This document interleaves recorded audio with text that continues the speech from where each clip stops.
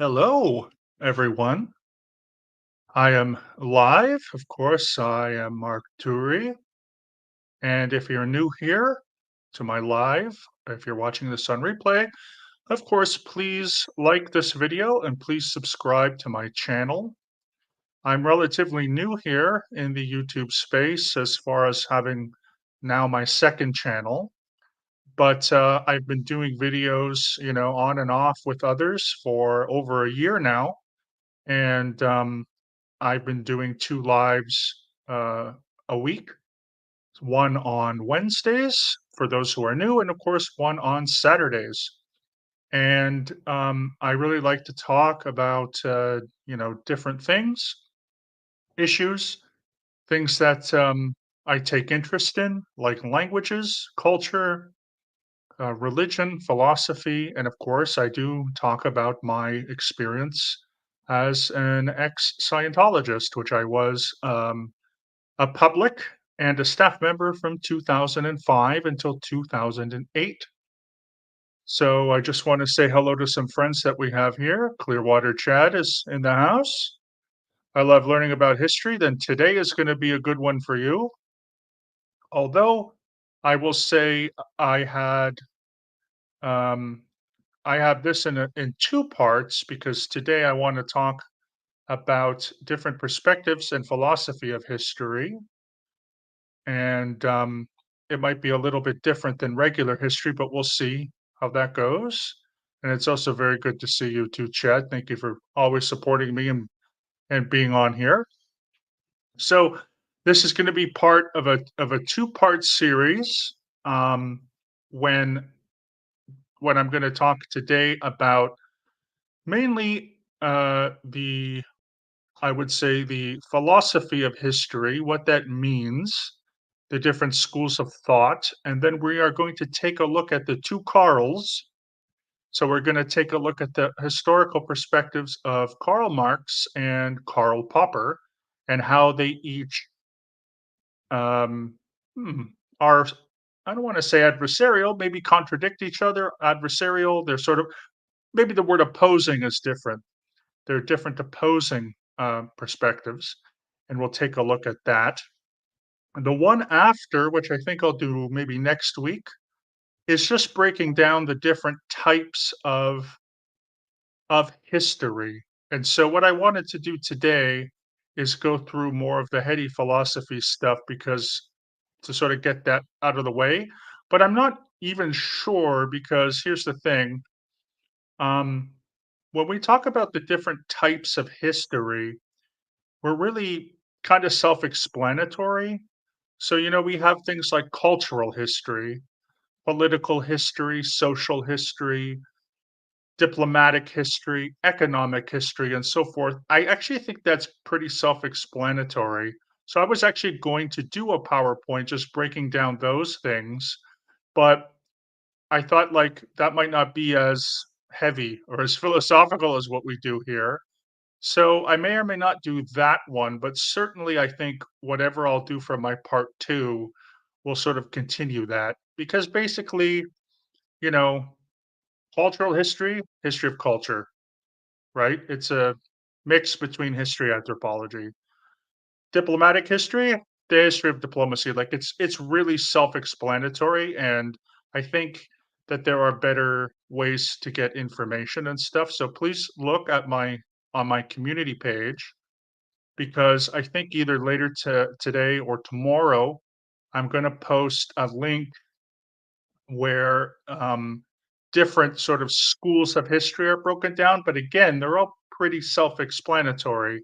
So I don't think I want to do an entire, um, you know, uh, PowerPoint on that because a lot of that information is easily accessible. I'd rather just get into some deeper stuff here that we normally do. So I'll think of a part two. um, I'll think of something else that I'll do at a later date, possibly next week, but possibly in the future. And I also, of course, will talk just before I finish what we're doing today, finish this stream on future ideas. I have quite a few of them, and I'm going to put up a poll like I did a few weeks back. and you can vote for what you want to see next Wednesday.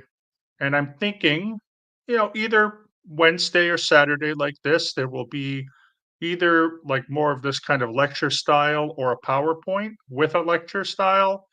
Um, so we'll see. But I really liked the one I did on Wednesday, which was on biological versus social determinism. I hope everybody enjoyed that. It got some good, traction. Got some very good comments. There was a few people which I liked, and I got again some really good discussion going. So if you haven't seen that video or any of my other lives, please go to my lives page, check them out. Of course, again, please like and subscribe. I want to give a shout out here to my friend Irish Mart. How are you? I hope you're doing well. Um, the weather was nasty. We had British weather today. um, it was raining basically all day, overcast and gray, and just maybe 12 to 15 degrees Celsius. So that's somewhere in this 50s, 60s if you're in America. And yeah, thank you so much. Yeah, Wednesday session was superb. Thank you very, very much, Irishman. I'm glad you were there.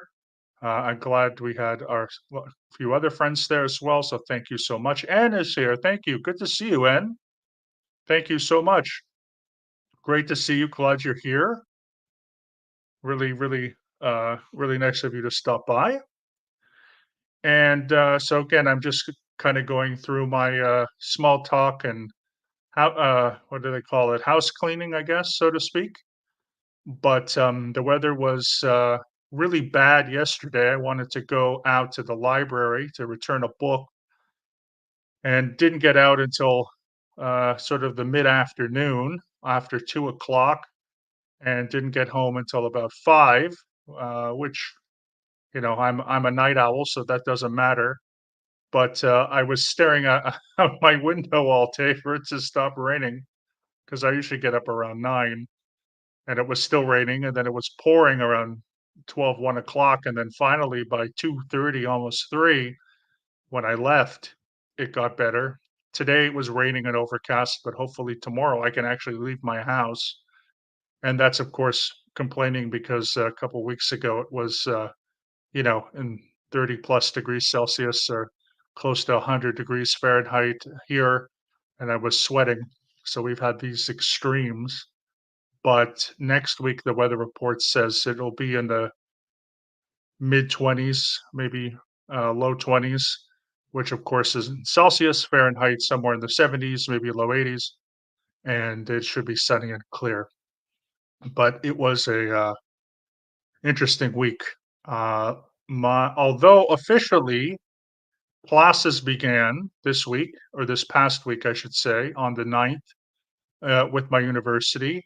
I don't have any classes. I've thankfully finished all of my courses and lectures for my program, and so I met with a professor. I might have mentioned this on Wednesday. Forgive me if I did, but I'm going to get a heck of a lot of reading in the next couple weeks to redo my essay, which thank God is due in 7 months, and that is such a long time. I will also be able to hopefully travel to Austria and a couple other places in the meanwhile to look at archives, which is for me, and old libraries and old archives are absolutely my favorite part of being a historian, especially when I can travel a little bit and get my hands dirty, so to speak, in old books and old documents and old texts. Because of course, I love what I do. I love writing. I love reading, but the archival um, part of being a historian is, I think, at least it should be every historian's favorite part. If not, if it isn't, what are you doing as a historian? But that's where really where we get our feet wet, so to speak, or get our hands dirty, so to speak. And I just love opening old books from hundreds of years ago, and even if it's 50 years ago, even if it's 40 years ago, I love old books and the smell of old libraries because there's a lot of leather bound books and documents there. So my fall should be, or my autumn, my fall should be really interesting. And then thankfully, not until next April, mid-April, so in 7 months from now, is when my thesis is due. And to me, that's just such a long time away. I'm so happy about that. So in the meantime, some of you know I'm learning how to speak Spanish. I'm taking a couple courses a week, and I'm learning. I've got books. I'm reading. I'm conversing with people here in Budapest that I know that are from South America. Um, the Argentinians speak a different Spanish, but they adjust their Spanish when we speak. So I have some friends from Argentina and also from Colombia, Venezuela, and even some second language Spanish friends from Brazil, which I find are all adjust to my level. And then because I'm learning Castilian Spanish, there are just different words and sounds that other Spanish speakers will be familiar with. So, for example, the Americans, of course, will call it a Z, the letter Z, and us in the other parts of the world, the Commonwealth especially, call it a Z.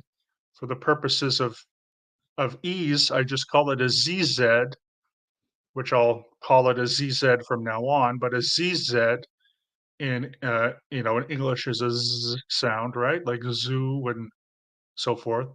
But in Castilian Spanish, it's pronounced as a th, like thin or thick. So that one that really they only have in English, um, Castilian Spanish, Greek, and Albanian have the. There might be other languages that have it too, but I just know those are the European ones.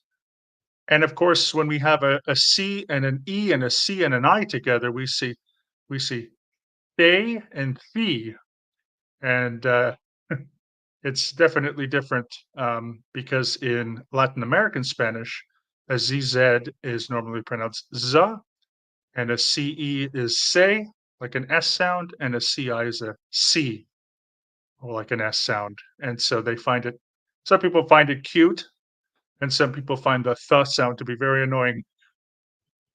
So I'm having some interesting cultural experiences there. So Zaragoza, Cielo, um, Barcelona, um, what's another one? Tierra, and so forth. So, that's my life so far.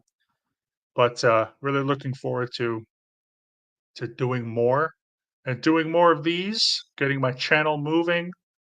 Last couple days, I really haven't posted anything. I'm going to continue to post some old Nerdy Bunch episodes, but they really haven't gotten a lot of traction the past couple um, videos that I've posted.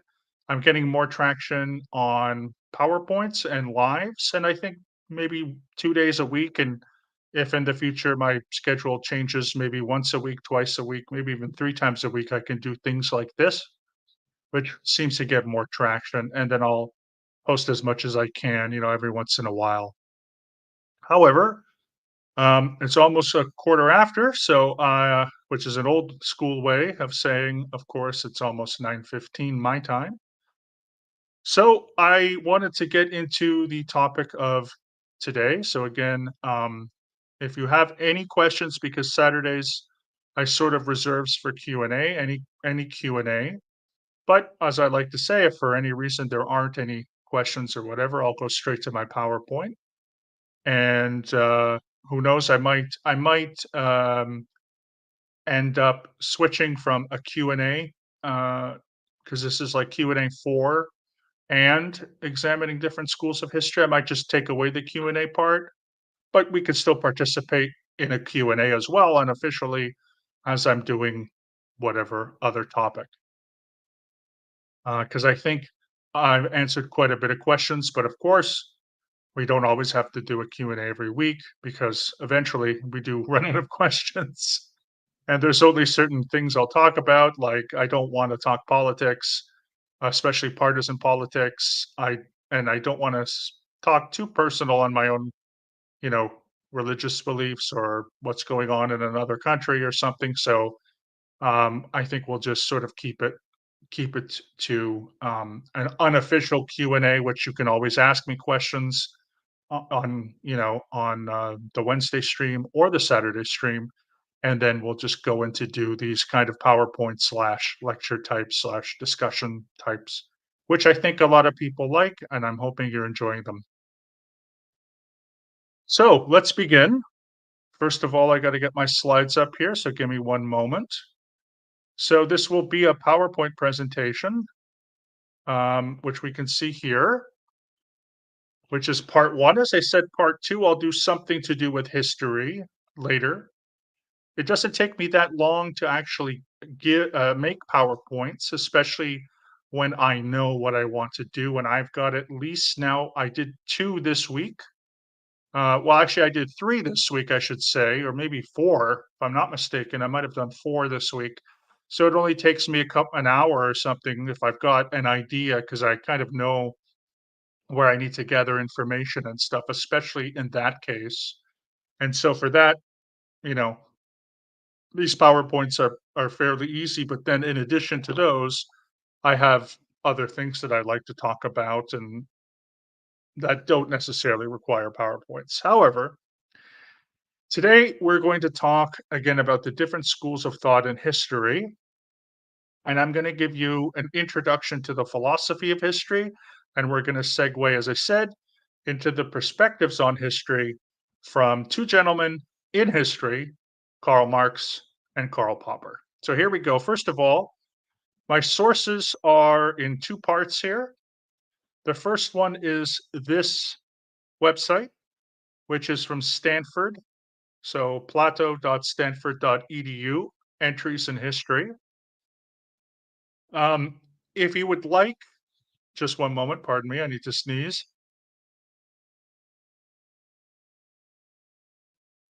That was the first. The first time I've had to pardon myself to sneeze. If you go to this one, and again, I will include this link in a community tab, that's going to be the one where it breaks down like what is cultural history, diplomatic history, economic history, social history, political history, etc. Those are like the top 5 to 8, maybe 5 to 10 different types of history. You could call them perspectives, but they're really more like types. One is intellectual history. There's also micro and macro history.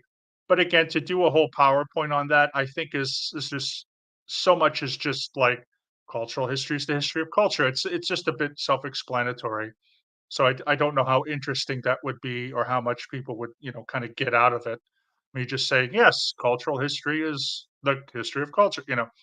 So I thought this would do well, but if you do want to, look at that and go into those things more, then you could go to plato.stanford.edu/entry/history, and I will link that later into my community tab. So the first thing is we're going to talk today about the philosophy of history. And whenever we talk about the philosophy of something, like the philosophy of economics, the philosophy of language, the philosophy of science, the philosophy of religion, we're looking at examining the questions that philosophers ask in relation to history. In this case, history. Whatever the other subject is, that's the other subject. So, in the history of religion, or excuse me, in the philosophy of religion, pardon me, which I think I will do a PowerPoint on. It's all about asking questions. Is there a God? What's the purpose of life? How do we know that God exists? What does God want from us? What is the meaning of life? These sort of big metaphysical questions. And then religions try to answer some of them, and some of them might be complete certainty with fundamentalist certainty, and others might be more liberal, more pluralistic, a little bit nebulous. But that's the philosophy of religion. But when we talk about the philosophy of history, and I'm going to enlarge this because um, I don't have my glasses on, which I should be, and it's a little far here, so you might see a bit of a darkened image of myself, but I'll cut back and forth to see how the chat is doing. But the philosophy of history invokes notions of human agency, change, the role of material circumstances in human affairs, and the, I think it should be punitive, but meaning of historical events, or putative, if that's a word. Forgive me. Sometimes my vocabulary is not that advanced. Meaning of historical events, and it suggests the possibility of better understanding ourselves in the present by understanding the forces, choices, and circumstances that brought us to our current situation. So, there are a number of questions that we ask in the philosophy of history. And one of the main questions that we ask is about things like human agency. So, how much freedom, or how much um, do humans impact history? Are we, for example, just passive actors, or like do we really take a role as human beings? And then how does that differ between groups and collectives versus like individuals? So that's one question. The other is like, what is history? Why does history matter? When we look at things like historical changes, it's a really interesting thing because obviously in history, it is possible for one person to change for better or for worse. When we look at people like Dr. Martin Luther King, and we can also look at the other end of horrible dictators like Joseph Stalin, they have changed history, whether it's for the better or the worse. But they're not just one person, they're one person who's inspiring, for better or worse, a large group of people. And obviously, those people go out and do certain things onto history, and either destroy cultures and take over things, or they impact positive social change. So these are really some of the questions that they ask. And this is more philosophy, but of course it weaves in history too, because I like to ask myself these things. So I'm not just a historian. I really, really am different from some historians because I really, really like some of these questions that we get from philosophy and fusing it with history. So here it says a better understanding again of ourselves. That's a really big part of why people become historians, right? History is the study of us. It's a study of people. It's not anthropology or archaeology. It's not sociology or social histories, right? But it's like the story. So, we can break them down into different types of history, as I mentioned before. But it's really like history is the past, how it impacts the present, and who we are. What are the stories that we tell each other, and why are they important? And of course, is here the forces, choices, and circumstances that bring about a current situation is a major part of history, right? A lot of historians, while some of us don't like to make predictions because, you know, we don't know what the future is, nobody does. And I'm going to get into that when we talk about Karl Marx, because he was the opposite of that. But what are the forces of history, right? So there's a lot of history that, are written by the victors, which is something I'm going to touch on. History of colonialism, women's history, brutally oppressed, right? And women were not allowed to vote, not allowed to read or write. They were subjugated. Minority groups, especially. And then what were their choices and circumstances?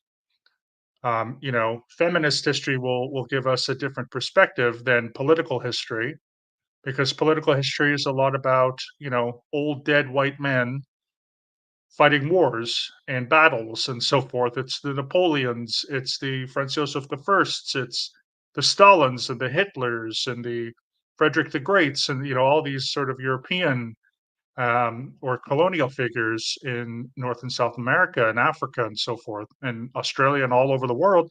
But women have a history, children have a history, and they were brutally oppressed, and it was only in recent times that women got the vote and so forth. So what was that kind of change that brought those things? So the next slide, and I'm going to keep going back and forth from the because I'm seeing now the slide in its large screen, and I'll go back and forth to the chat. Um, but we deal with the three main schools within the philosophy of history. One, of course, is the first one is the philosophy of chronology. The second one is causality, philosophy of causality. And the third is the philosophy of neutrality. Very basically, right? Chronology means that there's a beginning, a middle, and an end. Something is going towards something. It's almost like, okay, in the year zero, this happened, and then 500, this happened, and then 1,000 years happened. So it's the idea that time is chronological. Causality is just another word for cause and effect. If something happens in a society or within a society to cause something, there'll be an effect of that. What is that? And then there's a big debate on how neutral or active actual history is. So I'll go through these things, but I think these are really interesting perspectives here. So is time and history chronological? How much does cause and effect affect time and history? And, is there a force that interacts with history, or is history just neutral and in some cases apathetic maybe to us as humans? So the first is the philosophy of chronology. And this is probably one of the oldest schools, if not the oldest schools, because many ancient societies viewed time and history as both cyclical and non-linear. So if we look at cyclical, literally means it's in a circle, right? Things happen and they go back and forth, very similar to karma. And nonlinear means it's not just in a straight line, it kind of goes back and forth. So if we're talking about a nonlinear story, or like if you watch a movie that starts in the future, starts at the end and ends in the beginning, there's actually a really great movie called Memento by Christopher Nolan. That's a nonlinear story. If you've ever seen it, if you haven't, I recommend it. Also, just because it's a great film, but also because it's very good case of nonlinear storytelling. So many ancient societies and people who also believe in this philosophy of chronology believe that, again, history and time will go through different stages. So societies, for example, will go through stages of decay and then rebirth. Well, all societies and civilizations will go through, of course, a dark age and a golden age. And in this case, history is, of course, seen as both irreversible and inevitable. Now, that could be a determinist thing, like we talked about on Wednesday, or a fatalistic approach of some external god or deity or karma or something, but not always. However, a lot of thinkers would say, like, you know, it's part of the God's plan, or it's part of God's plan, or God's with plural, or God's with an apostrophe, that society is going to have a golden age, and then it's going to decay and destroy, and then we're going to have another golden age. And it's, again, it's both irreversible, so there's nothing that human beings can do at all to change it, but it's also inevitable, so that history in and of itself, the good points and the bad points, were always going to happen. Again, very fatalistic, which of course just means a belief in fate. Or, as I mentioned on Wednesday, it's almost like predestination. It's inevitable, right? Who you're going to be, what society is going to be, what culture is going to be is just inevitable. It's already pre-written, predisposed, and prescribed. Many of these people that have and civilizations and so forth that have contributed to this philosophy of chronology, and it says here many of these ideas can be found in Hinduism. So again, I mentioned karma; it's a big one. The Vedas talk a lot about the time as cyclical and about rebirth, decay, and rebirth. Jainism is, of course, another Indian religion, I should say, from the Indian subcontinent. It is a non-theistic religion, but it also sees time like this, and the ancient Egyptian religion, which of course had many different gods, very polytheistic and so forth. And so, in their scriptures and what we have from archaeological evidence, you know, as well as different findings, this is how time and history was looked at. In addition to that, we also have ancient and modern thinkers who contributed to this idea, including Plato. He was an ancient Greek, and many ancient Greeks, as well as ancient Romans and Egyptians, also looked at history this way in time. Machiavelli, of course, if you know anything about Machiavelli, also Comte or Comte, I'm not sure how to pronounce that. It's French, and Jean-Jacques Rousseau, who of course is very famous for the social contract, and they each contributed in parts to this kind of philosophy of chronology. So, again, sum up, it's about cyclical time, nonlinear, usually about high points and low points, and then things that are irreversible and inevitable. After this, we have the second school, which is the philosophy of causality, cause and effect. And it says here that much of the historical debate about causes had focused on the relationship between communicative and other actions, between singular and repetitive ones, between actions, structures of actions, or group and institutional contexts and wider sets of conditions. There's a disagreement about the extent to which history is ultimately deterministic. Some argue that geography, economic systems, or culture prescribe laws that determine the events of history. Others see history as a sequence of consequential processes. Okay. And yes, memento. Memento. Is it memento and not momento? Okay. That's what it is. I apologize. Memento. Okay. That probably makes more sense. Yeah. I'm thinking of it incorrectly. Thank you, Ed. But it's a great movie. It's an amazing movie. So cause and effect again, like I will kind of give you a little bit of a spoiler alert here.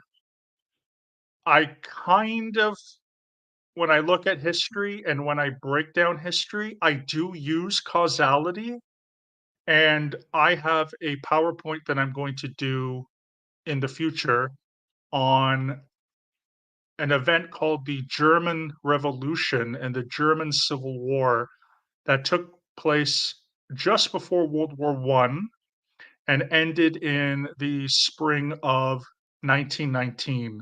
So it started on like the 3rd of November of 1918 and lasted until, a few months until April of the following year. And as I put those things together, I tend to believe in the cause and effect because in that case, there were revolutions, communist revolutions, and communist takeovers.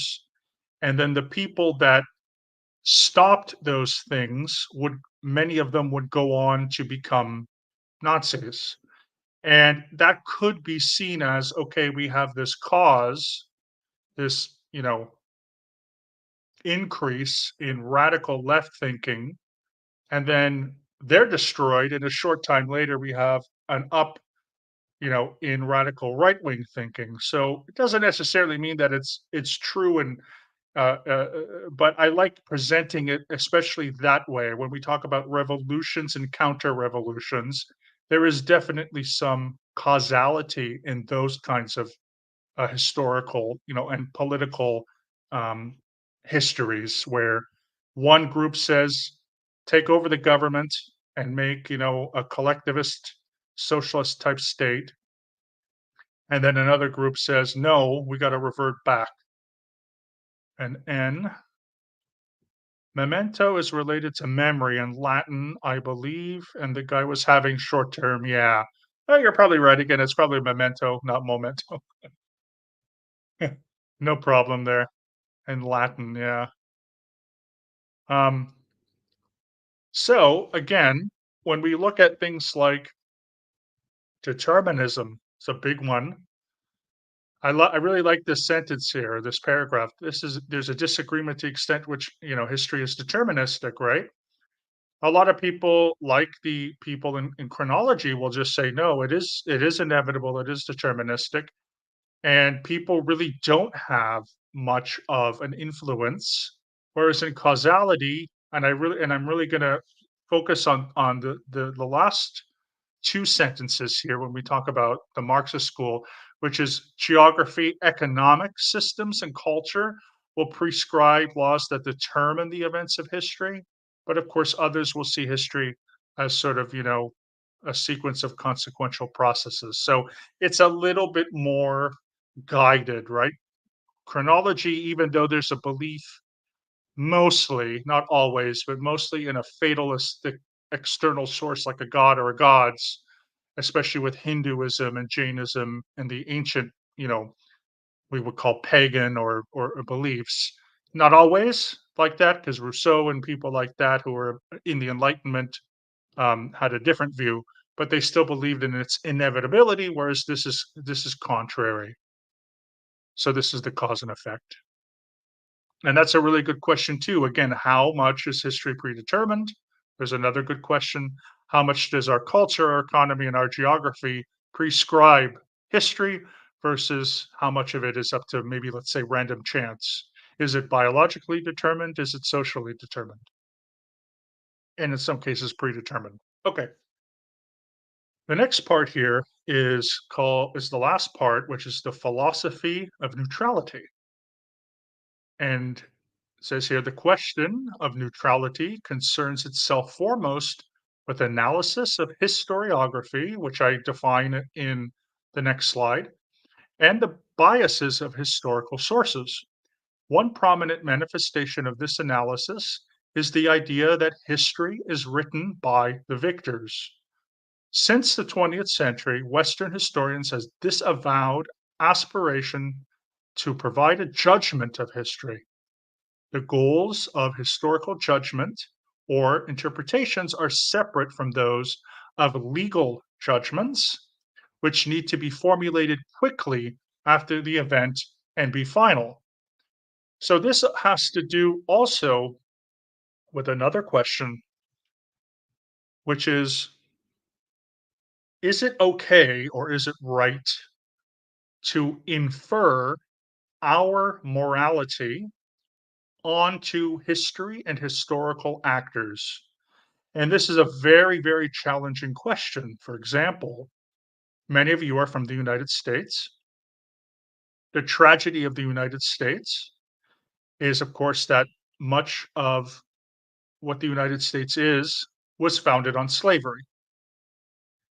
That, of course, was, you know, a terrible, disgusting shame and sin. They call it the first sin or the great sin of the American project is that in 1865, 4 million human beings of African origin were slaves all over the United States and, of course, mainly in the South by that point.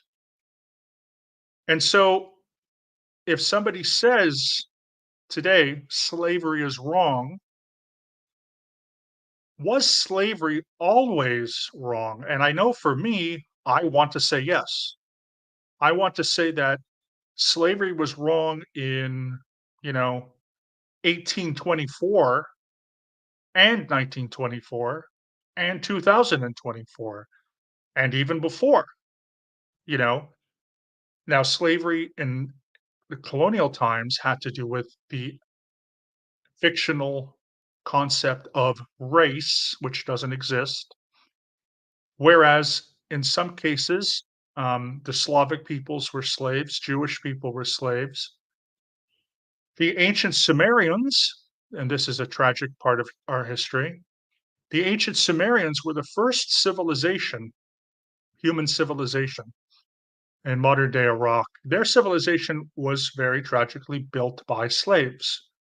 Egyptians had slaves, Romans had slaves, and so forth.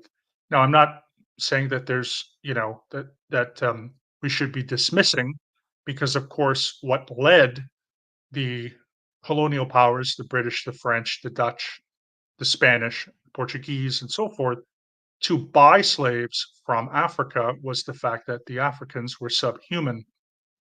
And this is where it's tricky, because should we infer our morality onto history? The first president of the United States, George Washington, inherited slaves when his wife Martha's father died.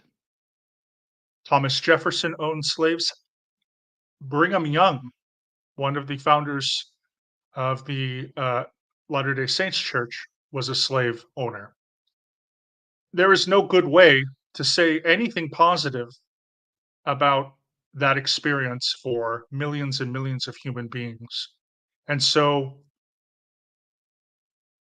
we can all say today, I can say what I can say, we can say what we can say because we were born after a certain time. Now, there's no such thing as time travel, there never will be, but I always wondered, if I go back to before 1865 and so forth, would, I or anyone else be able to infer today's morality onto the history of yesterday? And it's a question I don't have an answer, because ultimately we'll never know, right? Obviously, I'd like to think of myself as being an abolitionist in the United States, or in the dozens and hundreds of examples in Brazil, in South America, in Africa, and continuously, and even in ancient times. But it's hard, that would be hard to say. So again, how much does our society and our education dictate those things? And this is where we have questions that don't have answers, really, because we'll never know. Of course, again, I know that that might not be a good explanation for a lot of people. I would like to think that I'd be the one brave person that stands up and says you're wrong, but it's not 1824, it's 2024. And so I'd like to think of myself as being, the moral force, but we can't test that. And this is really what neutrality looks at. Okay. It's going to look at how much, again, is history just written by the victors? How much do the victors of wars and colonialism dehumanize and disregard the history of the people that they colonize and so forth? So is history in a sense really neutral, or are these bigger forces, social forces, political forces, economic and cultural forces, steering history in a certain way? And again, some of this is going to come out in our Marxist school analysis here. Going on to the next slide. I apologize if that was a bit, I actually spent a little bit more time on that one than I wanted to, but they are just questions that I'm asking again. Um, Whatever answer that you have is valid, and so on. And I know maybe talking about slavery is a bit touchy, so I apologize if anyone was offended by that, or has strong opinions on that. But as a historian, we always have to look at multiple perspectives, even though I can say overall, the horrible, disgusting tragedy of that event doesn't justify anything.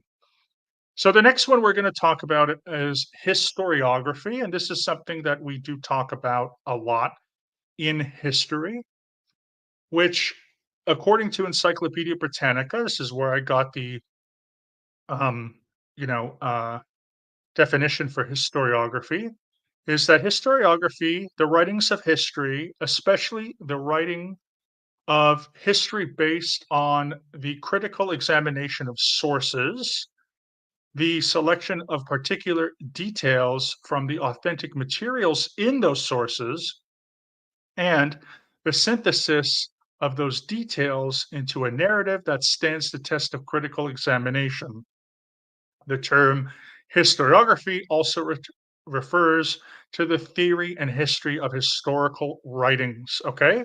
So, one of the interesting things that we do in history, and I also find that this really depends on culture. When I was doing my BA in Canada, there's a real massive stress on historiography in more of what I was than I was used to. Again, looking at history, I like political history and I like the philosophy of history and I like the causality and to ask these questions. But historical analysis is really looking at sources. And a lot of it can be very political because, as I mentioned before, a lot of narratives in history are based on the winners. So, one example I can give you on this is Christopher Columbus. When I was growing up, people loved Christopher Columbus. Only within the past few years have we examined Christopher Columbus again to realize that maybe he's not so much of a historical hero. And that causes a lot of political tension. Okay. Again, my view on him generally negative because of the consequences that he did. But there's still nuggets within that where, like, yeah, he did discover. I mean, he did discover the Bahamas, which led to the discovery of the Americas and so forth. So we can have nuggets of things that are good in there, but overall, there were these big macro um, consequences, especially for the indigenous populations. So, 50 years ago, 100 years ago, there were a lot of secondary sources, meaning sources written by historians sort of after the fact that praised a lot of what Christopher Columbus did. But as we're getting to understand and open ourselves up to different concepts of history, some people who looked really good in the past are not looking as good today, and a lot of that does have to do with, again, critical sources. There's also things like feminist history, which will look at historiography and say, why are all these sources written by men? And again, whether or not this is something that, whatever your opinion is on this particular thing, it's still an interesting question because for many decades, you know, historians were only men. Well, women have a different perspective on history. Let's look at that. So, when I took historiography courses as an undergrad, we don't have a lot of them. We don't do a lot of that in Europe. Europe is more, you know, the idea of chronology, the idea of a more of a liberal, and I would call it an empirical school of history, which is a little bit different.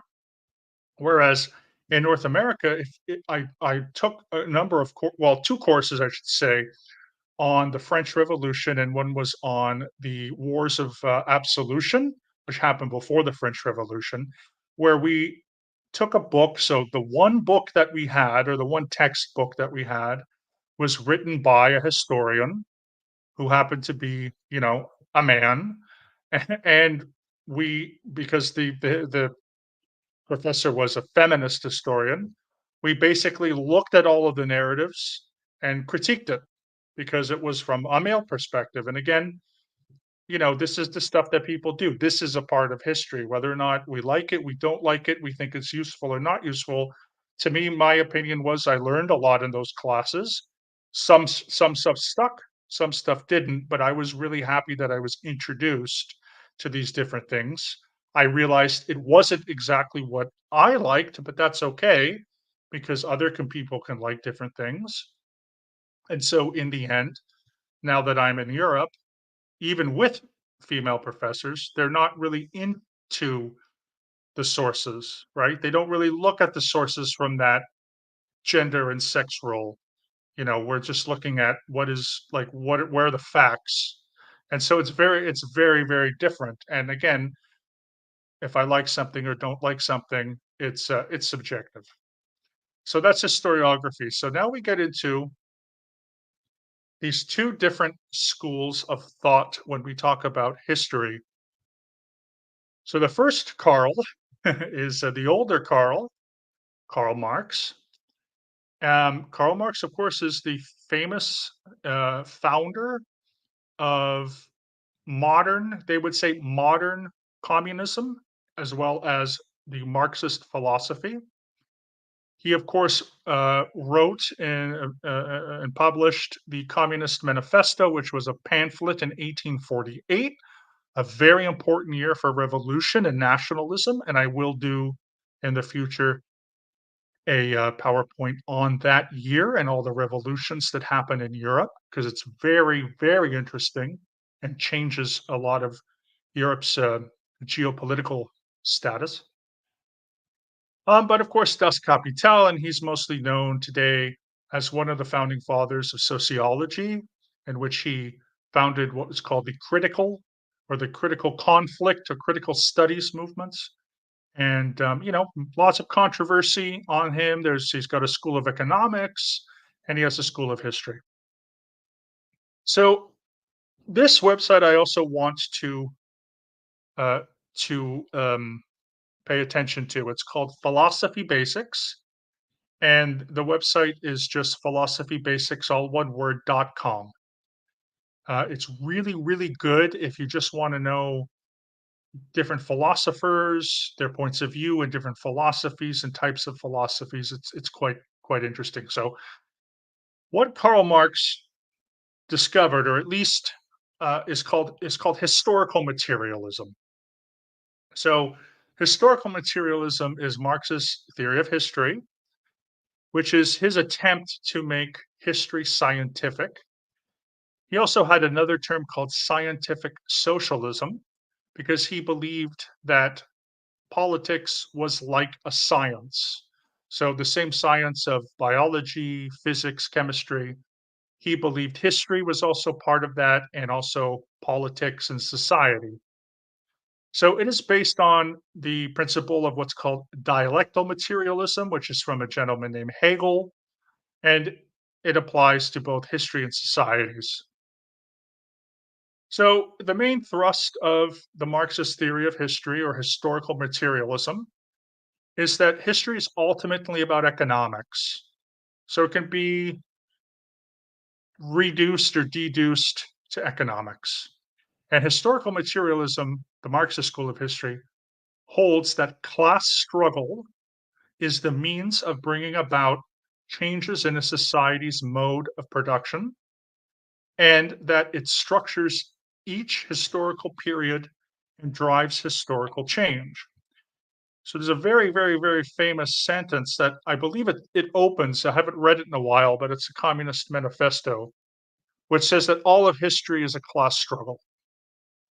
I'm going to get into a little bit of that afterwards, why I think that's true in some ways and not true in other ways. But regardless of my opinion, you know, this is what Karl Marx believed. So thinking about economics now, thinking about production, thinking that historical periods and so forth are driven by, class. Okay. And that class and class struggle and class conflict, which also conflict was his sort of school of sociology, is what drove especially things like the French Revolution. It was basically class, and also the revolutions in 1848, which he was alive for. So the economic base of society, determined by the mode of production in societies, and their cultural and institutional superstructures naturally move from stage to stage when the dominant class is displaced, pardon me, by a new emerging class in a social and political upheaval. So this is really the one of the main thoughts that Karl Marx had. So why is there change? Again, going back to that chronology, right? Golden ages and dark ages, decay and decline, all about class for Karl Marx and economics. Who owns the means of production? Are they socially owned? Are they privately owned? Are they owned by aristocrats?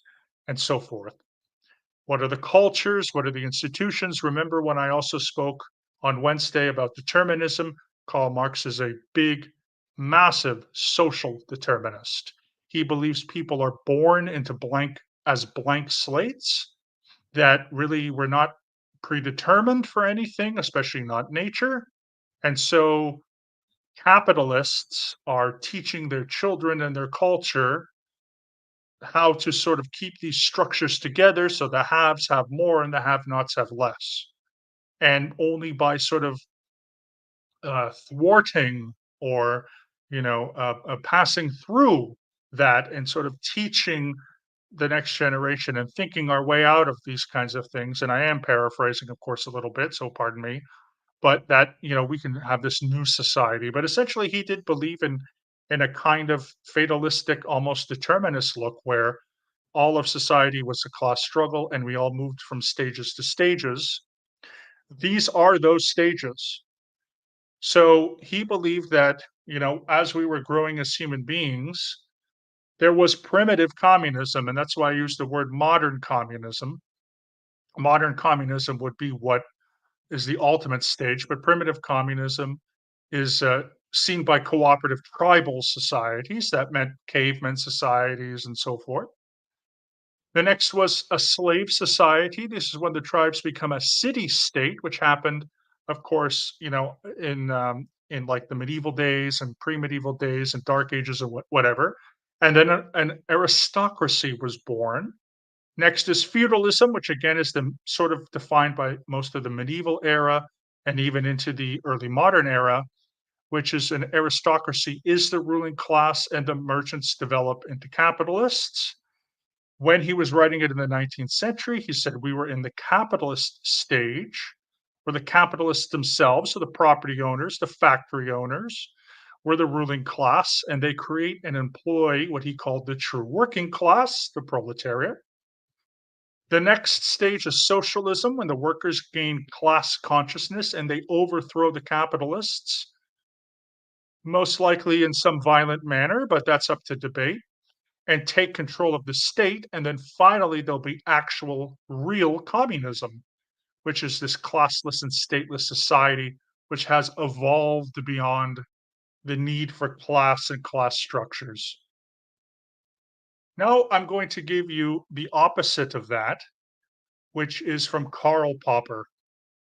As I mentioned, just personally, Karl Popper is one of my favorite historians, or my favorite philosophers as well. But even when I talk about him, I'm not going to make him into a hero because maybe he was right about stuff, maybe he was wrong about stuff. It is up for debate. So even though I like him and I like his theories on historicism, when I look at something like Karl Marx, even though I did spend some time in Yugoslavia as a kid, I had family that were communists. Maybe my opinion is not always positive, but like I have to try to be as objective as possible and think, is there some truth to what Karl Marx was saying? Even if it's just a nugget, I kind of have to say there's probably some nuggets there, especially when he was writing from the mid to late 19th century when there was absolutely no unions, no worker protections, no health and safety departments, no environmental protections. I mean, he was living in London, the Thames was just polluted and dirty. People were dying of black lung, children were in factories. So I have to try to put myself into his shoes. If I was walking around the streets of London when he was alive, I would also hope that I could say, "Oh my gosh, this is bad." I do think he goes one step further, however, into his predictions, but this is where we get to Popper. So Karl Popper defines historicism, and first I want to say I mentioned Karl Popper's book, The Open Society and Its Enemies, also a couple weeks ago when we talked about book recommendations. I think that was last week, week before. But he wrote another book called The Poverty of Historicism, where he introduces his concepts here. So historicism, Popper defines historicism as an approach to the social sciences, which assumes that historical prediction is their principal aim, the belief that it is the task of the social sciences to lay bare the laws of evolution of society in order to foretell its future might be described as the central historicist doctrine. Social sciences, sociology, economics, linguistics, political science, so forth, And in this case, the idea of foretelling the future. Karl Marx, if we go back here, we could be saying he's foretelling the future. I mean, he really does believe that the socialist revolution and communism are inevitable because of the way society is going. And people who profess Karl Marx still to this day are still in a belief that a revolution is going to come and it's going to lead to socialism and then communism, especially if they are orthodox Marxists. And again, not all are, but that would be the doctrine. So instead of like it says, lay bare the law of evolution of society. In this case, societies evolve, they can be slow. Maybe it's more cause and effect, maybe it's more neutrality, but it's not necessarily inevitable because we cannot foretell the future. So that's really Popper's thesis. Now, of course, Popper in his books, not just in The Poverty of Historicism, but also in The Open Society and Its Enemies, talks a lot about Karl Marx. And here's just some of his criticisms. He says the implementation of historicist programs such as Marxism often means a fundamental change to society. Due to the complexity of social interaction, this results in many unintended consequences. Equally, it becomes impossible to tease out the cause of any given effect, so nothing is learnt from the experiment slash revolution. Large scale social experiments cannot increase our knowledge of the social process because, as power is centralized to enable theories to put into practice, dissent must be repressed. And so it is harder and harder to find out what people really think. And so, whether the utopian experiment is working properly. This assumes that a dictator in such a position could be benevolent and not corrupted by the accumulation of power, which may be doubted. Of course, we also have to say, well, what time period is Karl Marx writing? The early to mid 20th century, when communist states, and although communists and Marxists would say that it's not real communism, Soviet Union and so forth, in Popper's days, we see some of these end results and these unintended consequences leading to these dictatorships. And so, really, between him and another thinker named Hannah Arendt, who was the person who put forth the idea of totalitarianism, this is really where a lot of the criticism of Karl Marx come from. I kind of like this and sort of not like this at the same time. One hand, again, being Popper being one of my favorite philosophers, I still like to criticize him. Sometimes he's heavily reliant on the time he's living in. So when he mentions dictators, if we really want to be Marxist about it, right? Communism and socialism are not supposed to have dictators. However, when he says utopian experiment, personally, that's where I think, where he sort of hits the nail on the head. My opinion, of course. Let me just look to see if we have any questions here. Oh, hey, Joe. How's it going? Hey, and Pete. Okay, sorry, I'm gonna get back to this because I had to make because the the text is a little small and I don't have my glasses on, which I should.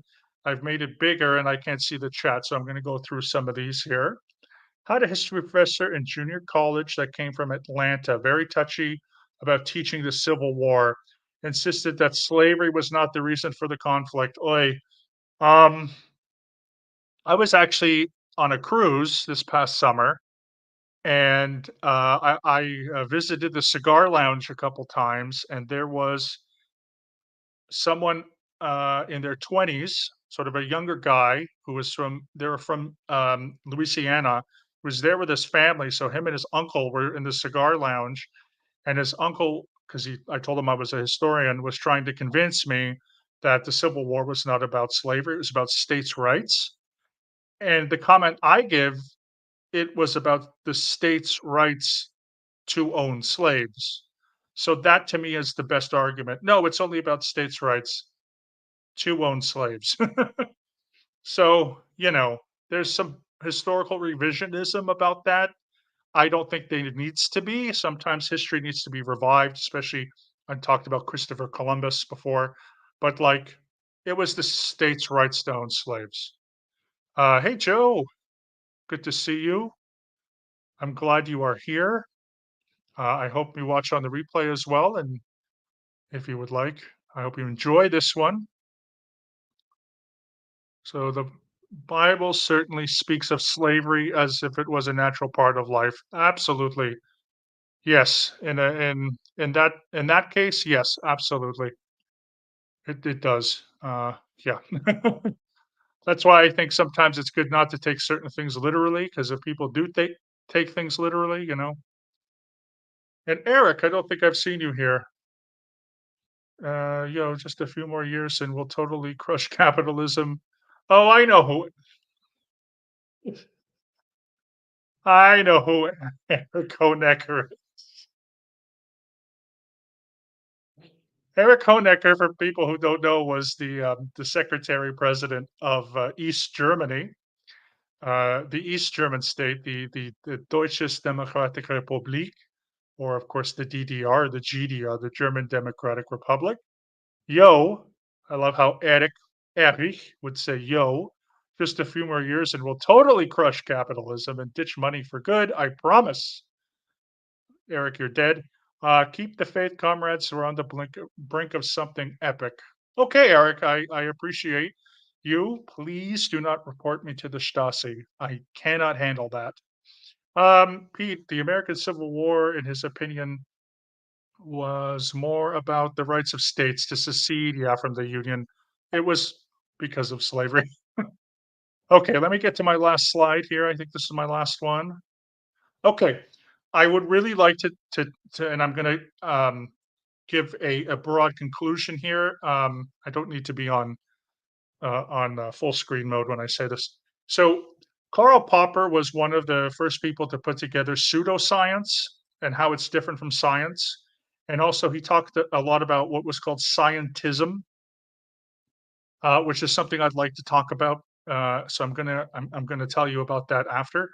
But his quote that he's most famous for is the idea that pseudoscience confirms and science disconfirms.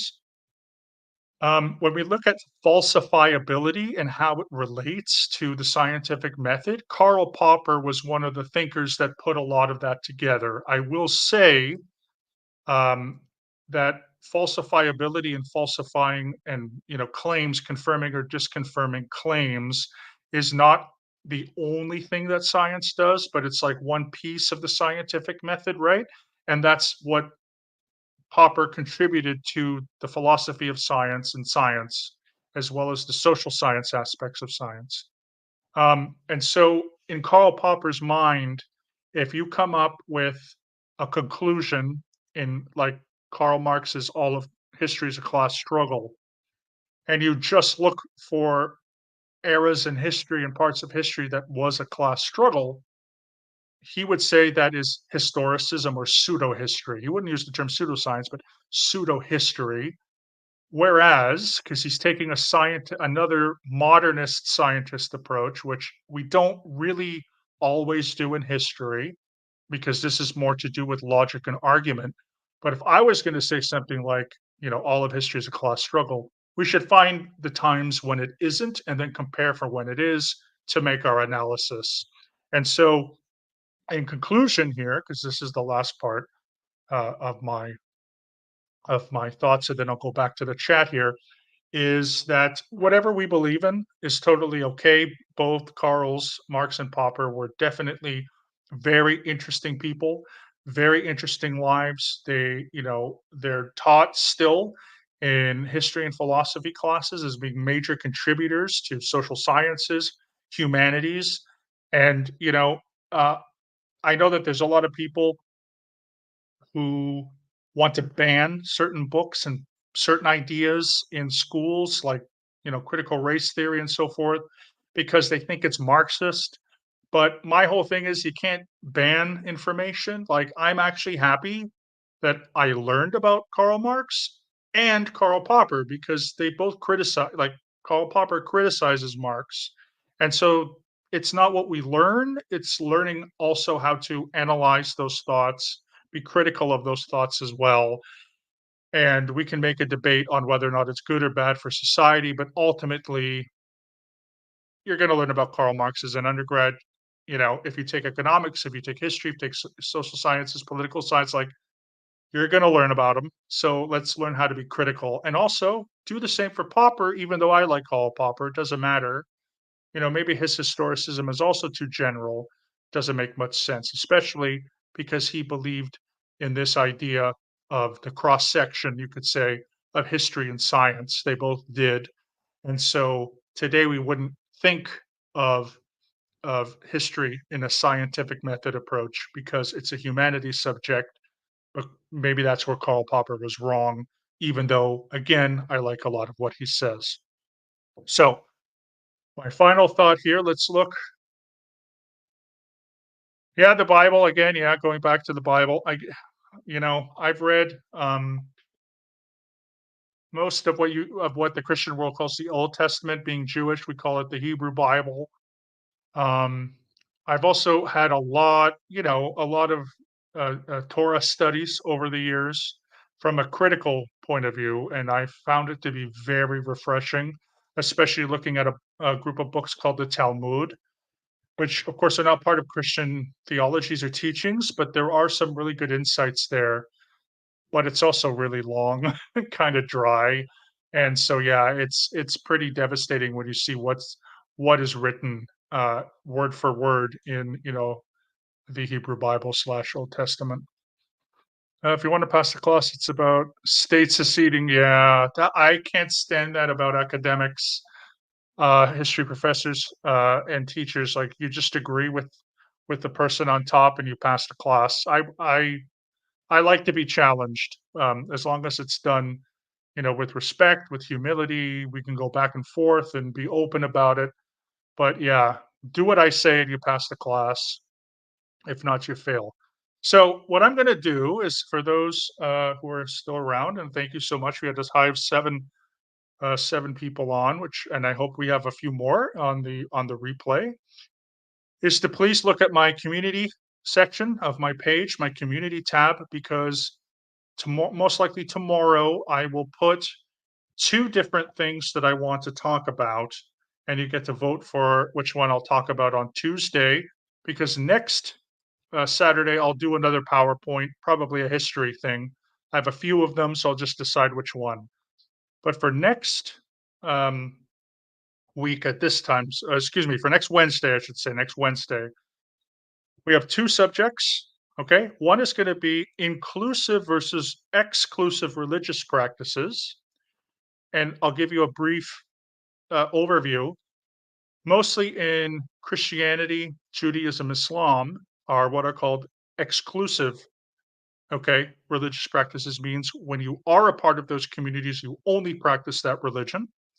But in places like China, Japan, and India, it's actually, there's a melding there. There's like some Japanese, for example, will practice Buddhism and Shintoism, so on. Okay, so they don't just stick to one religion. They might actually practice more than one, which for us in the West, if we grew up in a Western religion and an Abrahamic religion, sounds weird. But then there's like billions and billions of people in Asia that have a different cultural perspective. So that's one. And number two is to talk about the differences between science and scientism. And I know that scientism has been corrupted by the religious right, and I'll get into why that is. I'll get into what Karl Popper said about scientism and why it's very different from what the religious right, when religious right says evolution is scientism. It's not, but we'll get into that stuff.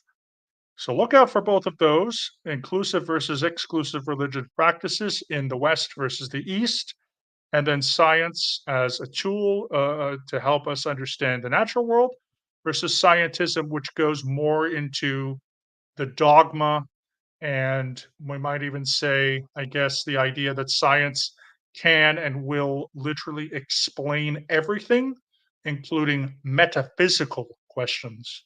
And that's a big debate. So this has been an hour, 15 minutes. I want to thank everybody: Chad, Black Boots, Peter, Joe DeCeppo, Irish, N, and everybody else who's watching this on replay. This is amazing. Thank you so much.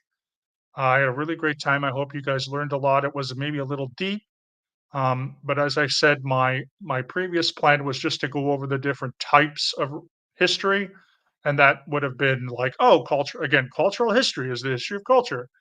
Political history is the history of politics. I think it wouldn't have been as exciting. So, if that's the word you want to use.